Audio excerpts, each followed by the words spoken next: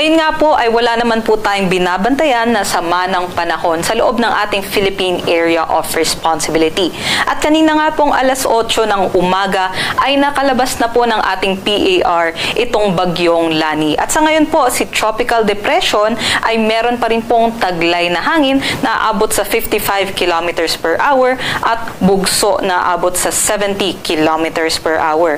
Sa ngayon, huli naman po natin itong namataan sa layong 430 kilometers sa kanluran ng Sinait, Ilocos Sur. At ngayon kahit malayo po ito sa ating mga kalupaan, ay yung trough po niya or yung extension ng kanyang mga kaulapan ay patuloy pa rin pong nakakaapekto dito sa may Ilocos Region, Cordillera Administrative Region, pati na rin po sa may Nueva Vizcaya at sa Quirino. At ito nga pong ating tropical depression ay patuloy pong pinaiigting o may slight enhancement po yung ating habagat dahil po dito sa bagyo na nasa labas na po ng ating PAR. Kaya't makakaranas pa rin po yung ating mga kababayan dito sa Metro Manila, sa may Central Luzon, Calabarzon, pati na rin po sa may Occidental at Oriental Mindoro at sa Marinduque ng cloudy skies o maulap na panahon na may kalat-kalat na pag-ulan, pagkulog at pagkidlat. Kaya't mag-ingat pa rin po tayo sa mga posibilidad ng flash floods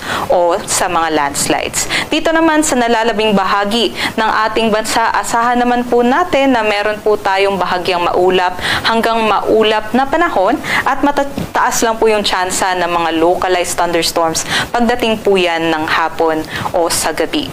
Ito nga pong tropical depression na nasa labas ng ating PAR ay kumikilos po, nagmo-move pa west-northwestward sa bilis na 15 kilometers per hour.